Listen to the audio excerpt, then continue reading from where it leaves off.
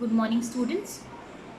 Vegetative propagation is the last type of natural method of asexual reproduction found in organisms, different plants and other organisms. Now here it is basically found in plants. There are n number of plants which show the vegetative propagation method of reproduction. It is also known as vegetative reproduction. Now let us see what it is. In vegetative propagation, new plants are obtained from the parts of old plants like stems, roots and leaves without the help of any reproductive organs. What are the reproductive organs of plants? We will see them when we will study about sexual reproduction in plants or bisexual plants. Now here we can see the plants can be grown or can reproduce without these reproductive organs, or you can see as it is a method of asexual reproduction.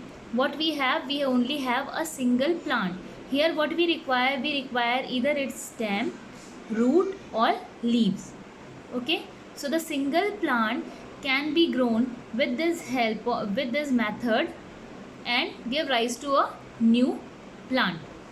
Now how does this method acts? Vegetative propagation usually involves the growth and development of one or more buds present on the old part of the plant to form a new plant.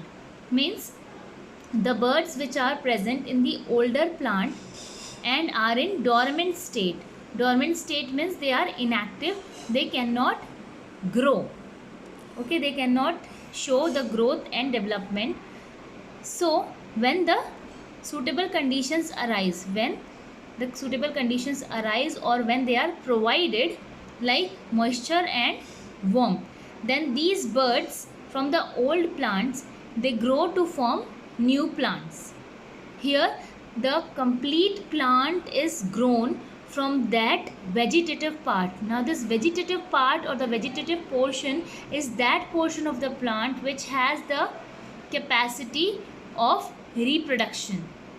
Now we all know that plants can be grown with the help of their seeds. Still there are some plants which can be grown with the help of their vegetative parts. These vegetative parts are the special parts which are only present in a few kind of plants which help in reproduction. Now this method is seen in green grass. Okay, in grass this method is seen. How it is seen in grass? Let us see this.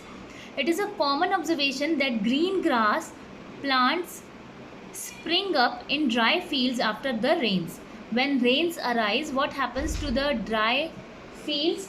These green grass just start arising from the dry fields. Now this happens due to vegetative propagation as follows. Which is the method? Let us see the method. The fields have dry stems of the old grass plants over them. These dry stems have buds. Bud is nothing but the vegetative part present in the grass. Okay, so these buds are present on the stem, dry stems, which are in the inactive state. By getting rainwater, the buds present on dry grass stems get activated and grow to produce new grass plants. Thus, the green grass grows in the fields after rains from the dry old stems of grass plants present in the fields by the method of vegetative propagation. So what actually happens, जब आपकी घास जो है वो सूख जाती है, dry हो जाती है, उसके ड्राई होने के बाद भी उसके स्टेम्स पे एक स्पेशल बर्ड्स प्रेजेंट होते हैं. These are called as vegetative birds, और these are the vegetative parts of that grass, जिसकी वजह से जब बारिश होती है और इस पर नमी पहुंचती है तो ये ड्राई जो ग्रास थी उसके स्टेम्स में प्रेजेंट जो बर्ड्स हैं वो खुद बड़े होना स्टार्ट हो जाते हैं और ये एक नया जो ग्रास प्लांट है वो प्रोड्यूस हो जाता है. Okay, the method is again same in case of Bryophyllum. Now what happens in bryophyllum is the stems of bryophyllum or the leaves, the stem or the leaves, they have those special vegetative parts or the buds present on their surface. Okay और जब suitable conditions होती हैं उस time पर ये vegetative parts जो stem या leaves पर प्रेजेंट होते हैं, ये बर्ड्स नए ब्रायोफाइलम में कन्वर्ट हो जाते हैं. Bryophyllum plants can be reproduced bye vegetative propagation by using either a piece of its stem or its leaves. For example, if we plant a broken piece of the stem of a bryophyllum plant in the ground, we will get a new bryophyllum plant growing from it in a week's time. क्या होता है, अगर हमने एक old plant की stem ली, उसका एक piece लिया, उसके पीस स्टेम का एक पीस ले लिया और उसको हमने ग्राउंड के अंदर सौ कर दिया, ठीक है, या ग्राउंड डिग करके उसके अंदर ज़मीन में गाड़ दिया उसे, ठीक है. तो उसके बाद क्या होगा कि एक नया ब्रायोफाइलम प्लांट एक हफ्ते में उसमें से उगना शुरू हो जाएगा. Even the leaves of a bryophyllum plant can produce new plants. This happens as follows. अब लीव में से कैसे होते हैं, स्टेम में कुछ टाइप के बर्ड्स प्रेजेंट होते हैं, लीव में भी होते हैं. The leaves of a bryophyllum plant have special type of birds in their margins और एजेस. मार्जिन होती है उसकी, या जो उसकी आउटलाइन है लीव की, उस वहाँ पर स्पेशल बर्ड्स प्रेजेंट होते हैं. These buds may get detached from the leaves, fall to the ground and then grow to produce new bryophyllum plants. The buds can also drop to the ground together with the leaf and then grow to produce new plants.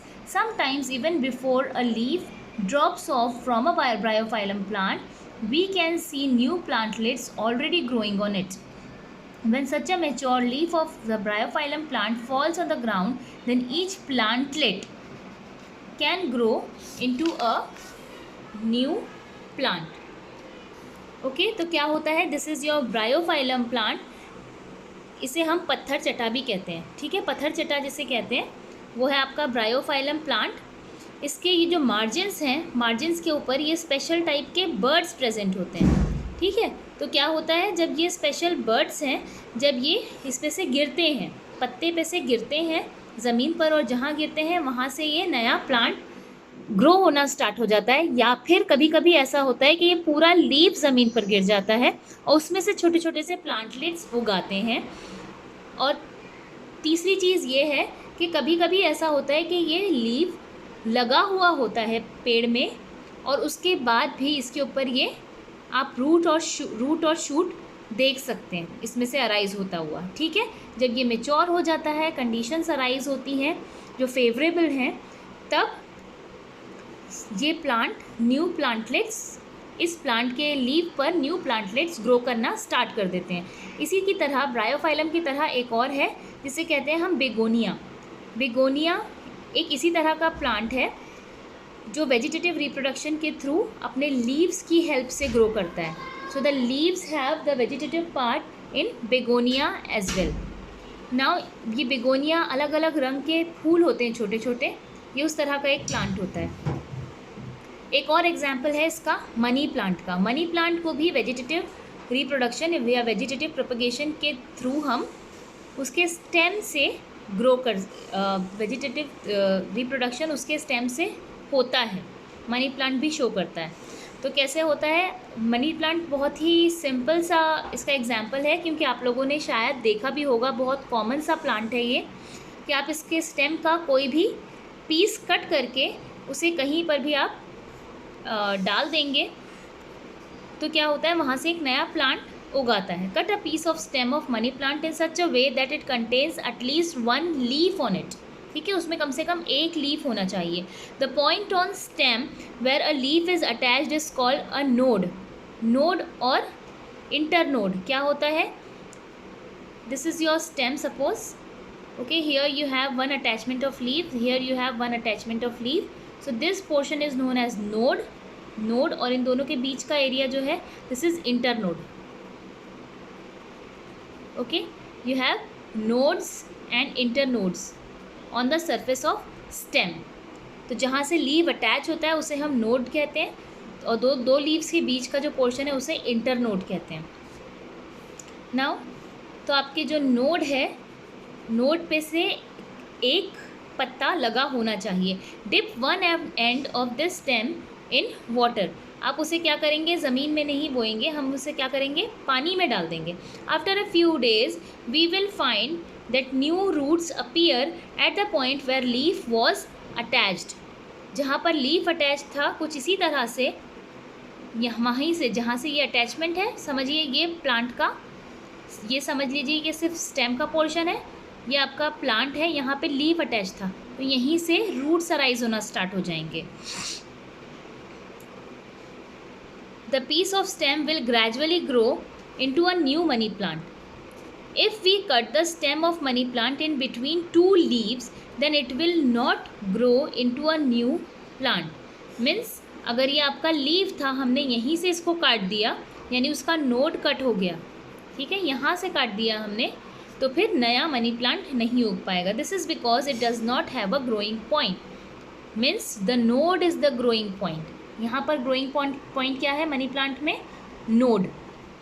Now we will now describe the vegetative propagation of plants by using tubers, which are the modified underground stems or roots. Now what is a tuber? Tuber एक तरह का modified underground stem या root होता है। इसे हम potato में देख सकते हैं।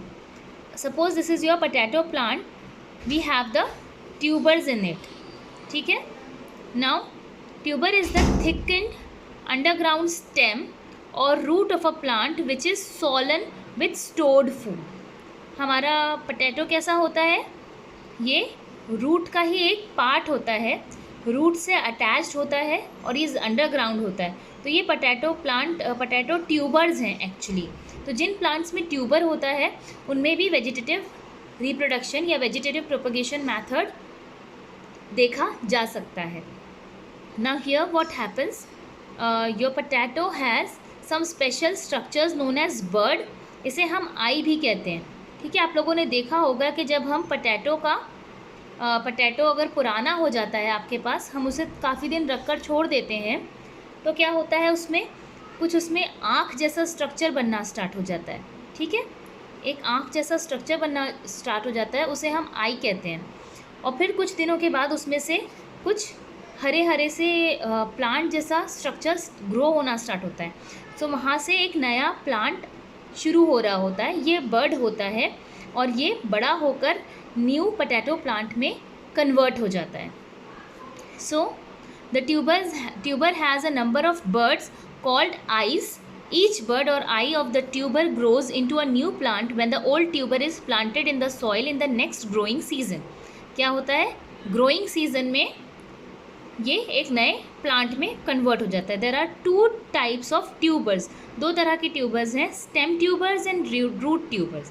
Potato is a stem tuber whereas sweet potato is a root tuber. Stem tuber और रूट ट्यूबर ये क्या होते हैं? अब potato tuber is an underground stem of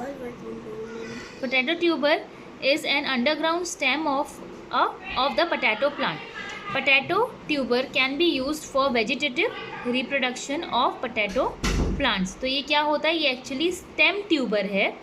तो ये स्टेम होता है, अंडरग्राउंड स्टेम है, ठीक है। Each potato tuber can produce more than one plant. एक ही पोटैटो ट्यूबर जो है उससे बहुत सारे प्लांट्स उग सकते हैं, पोटैटो प्लांट्स ग्रो कर सकते हैं। When a potato tuber is planted in the soil, then the various buds of the potato tuber start growing to form new potato plants। ठीक है, कुछ इस तरह से जो हमने ये डायग्राम देखा है। Now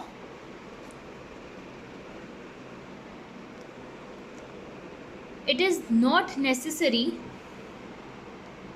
to plant the whole potato tuber in the ground to produce new potato plants।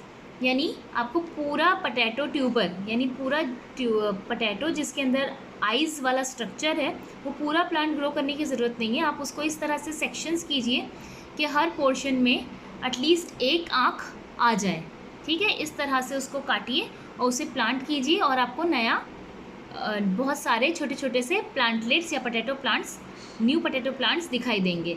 The vegetative propagation method of producing potato plants by tubers is much faster than the production of potato plants from seeds. So seed से germination वाला जो process है उसको बहुत time लगता है with respect to your vegetative propagation और vegetative reproduction. तो वेजिटेटिव रिप्रोडक्शन आपका बहुत ही फास्ट मेथड है. Other examples are for roots of guava plant. Guava plant के जो रूट्स होते हैं, तो ये कौन सा हो गया, रूट ट्यूबर हो गया. ठीक है, ये स्टेम ट्यूबर और रूट ट्यूबर दो तरह के होते हैं. तो हमें क्या क्या मिलता है यहाँ पर, roots of guava plant have buds. तो रूट ट्यूबर हो गया ये. अब इसके अलावा जो दूसरे एग्जाम्पल्स हैं वो हमने देख लिया, एक ब्रायोफाइलम और बेगोनिया का. ब्रायोफाइलम बहुत ही ज़्यादा एग्जैक्ट जिसे हम कह सकते हैं, बहुत ही अच्छा एग्जाम्पल है.